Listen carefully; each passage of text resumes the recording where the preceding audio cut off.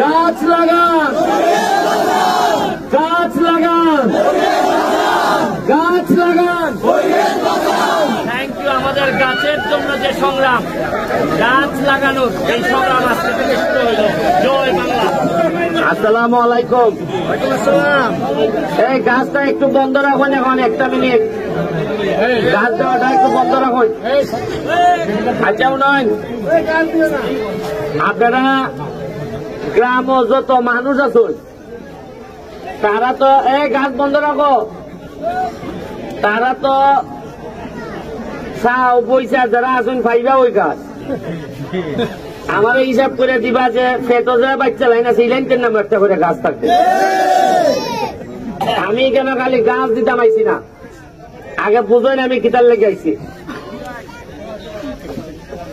2 লাখ চারা লাগাইতাম সোনারঘাট মাধবপুর। 5,000 চারা আইছে, 5,000 চারা আইছে। এর মধ্যে প্রথম বন্টন শুরু হয়েছে ওই লেগে গড়গাঁও গ্রাম। গড়গাঁও গ্রাম সারার লাগি না খালি। যদি আমার একটা ইচ্ছা সারা সোনারঘাট মাধবপুর যখন পুরা বদলে যাবি গিয়া, এমনও দিন আইতে পারে যে জননেত্রী শেখ হাসিনা আইবা যে কিতা বানাইছো তোমার এলাকার দেখতাম আইতাম। আমার একটা ইচ্ছা যে তাই আমি গড়গাঁও গ্রাম আইনা দেখাইতাম যে মালই সে বানাইছে। আপনারা 84 লাখ টাকার রাস্তার প্রপোজাল গেছে, এটা তো খালি মেইন রাস্তা। আমি চাইতেছি মাঠ, আপনারা দেখছেন যে মাঠের ঘাট শুরু হয়ে যায় কেন মনে তো 7-8 লাখ টাকা গেছে। এরপরে আপনার কষ্ট করে এটা ইলাই ঠেলে ইলাই অন্য নেগা এই কষ্ট মষ্ট করে তাও মাঠ বানাইতেছি। মাঠের পাশে ওয়াশ ব্লক হইব, মাঠের পাশে বইবার লেগিয়া গ্যালারি হইব এবং এখানে বিকাল বেলা আপনারা মোটামুটি একটা চা পান খাইবার, চা এখানে না দোকানও না, অর্ডার দিবা গ্যালারিত বইয়া আর চা নিয়ে দিয়ে আর এবার খাইবা আর সুয়েমে গোল দিব, সুয়েমে গোল দিব আর আপনারা দেখবা চা খাইয়া গ্যালারির মধ্যে বইয়া। এটাই শেষ না, সবচেয়ে বেশি ইন্টারনেট বেস যে ফেসিলিটিস আছে, কম্পিউটার ল্যাপটপ সবচেয়ে বেশি প্রদান করা হইব। আমি কইয়া দিছি যে গড়গাঁও গ্রামে, গড়গাঁও গ্রামের লোক থাকবো গড়গাঁও আর রুজি করবো আমেরিকান ডলার। এখান থেকে আউটসোর্সিং এর মাধ্যমে কোন যেটা আছে আমাদের ফ্রিল্যান্সিং এর মাধ্যমে গড়গাঁও লোকগুলারে আমি আরো সামনের দিকে নিয়ে যেতাম চাই।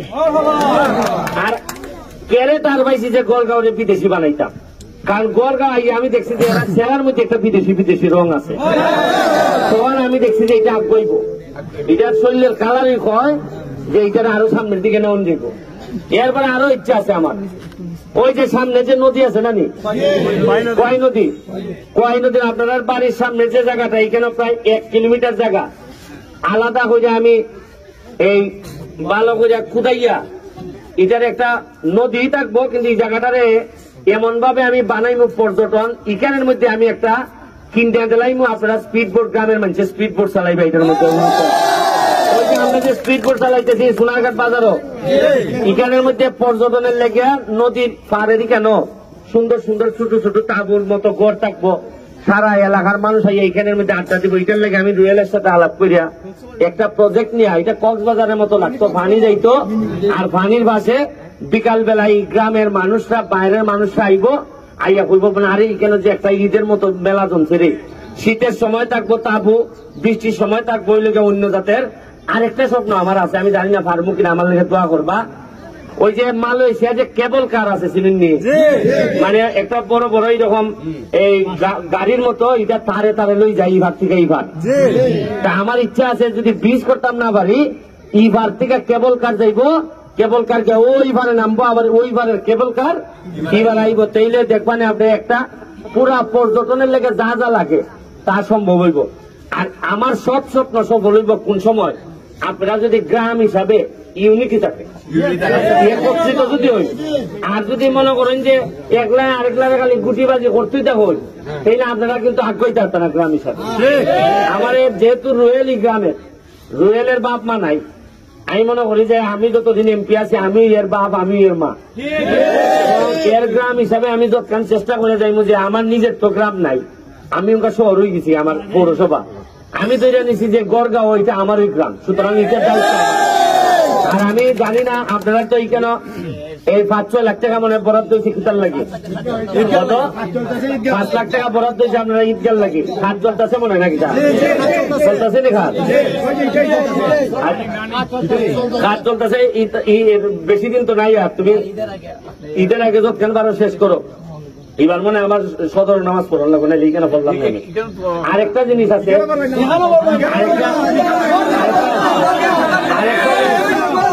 আরেকটা জিনিস করা যায় কিনা আপনারা চিন্তা করে দেখবেন। ঈদগাহটা যখন সুন্দর একটা ঈদগাহ হইব, যখন বিভিন্ন কারুকার্য টার্য দিয়ে ঈদগাহটা যখন দেখার মতো হইব, ঈদগাহর ফাঁসটা ইটা পরিষ্কার হইয়া ফিসের যে পুকুরটা আছে, এই পুকুরটা আমি জানি না খার কেমনে কিতা। আপনারা যদি গ্রামবাসী রাজি থাকুন বা পুকুরের যারা আছে এরা যদি রাজি থাকুন, তাহলে আমি চাইতেছি ঈদগাহর পাশে পুকুরটারে এমন ভাবে ফাঁকা দিয়ে বান্ধাই দিতাম যাতে এখানেও মানুষের দৃষ্টিনন্দন হয়। পুকুর এরপরে লেগে আপনার ঈদগাহ, এই দুইটা জিনিস যদি আমি যদি এখান দিয়ে ফাঁকা হইয়া দেই, পুকুরের পাড়ে পাড়ে যতটুকু আছে এটা যদি ফাঁকা হইয়া, এই গাইডওয়াল তো থাকবো সাথে ফাঁকা হইয়া দিয়া, এই ওয়াক হইয়া দিয়া, আর যদি সিঁড়ি টিড়ি হইয়া দেই, দিলে পরে ঈদগাহ আর পুকুর আর এই সাইডটা যদি কবরস্থানটা পরিষ্কার করিয়া বাউন্ডারি টাউন্ডারি দিয়ে দুই সুন্দর করা যায়, ওইটাই একটা বিদেশের মতো লাগে।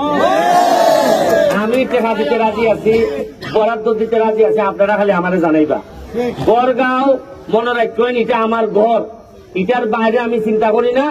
আপনারা খালি বাকিটা আমার সহযোগিতা করতা, পড়াশোনা করতা, বাচ্চা যারা আছে, মাঠ আছে, ফুটবল খেলতো, নদীর পাড়ে আমি পর্যটন বানাই দিব। আপনারা যত রাস্তাঘাট আছে, খালি মেইন রাস্তা না, আমি কইছি গড়গাঁর গড়ে গড়ে রাস্তা ভাঙা হইব।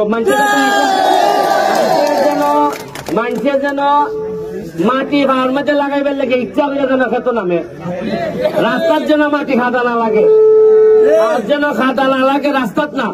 মানুষের শখ করে হয়তো আজ করে ভাড়াটার মধ্যে একটু মাটি লাগাইতাম রে, ওই ক্ষেতের মধ্যে গিয়ে হাঁটাহাঁটি করতো। এটা আমার ইচ্ছা, বাকিটা আপনারা আমার সহযোগিতা করতাম।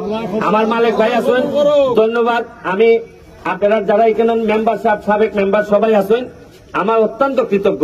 আর গাছ লাগাইবার নিয়ম থাকুন, গাছটা হন একটা গাছ দাও। যখন এই গাছটা এটা হইলে গিয়া, এখন তো বৃষ্টি পড়ছে, অসুবিধা নাই, ভিজাই রাখা হয়েছে। এটা বাঙ্গিয়া দেখিন, এটা অনেক হাতের দিলাম, এটা বাংবা আগে, এই যে তলের শক্তটা বাংবা, বাঙ্গিয়া এটারে কুললে এরপরে মাটি দিবা, দিয়া এরপরে একটা পাশের টুকরা দিয়ে এটারে বালা করে বান্ধা রাখবা। আর নিশ্চয়ই এটার উপরে যেন পুরা রোদ পড়ে না। আর বড় গাছের তলে দিতা না, বড় গাছের তলে দিলে এটা আর রোদ পাইতো না।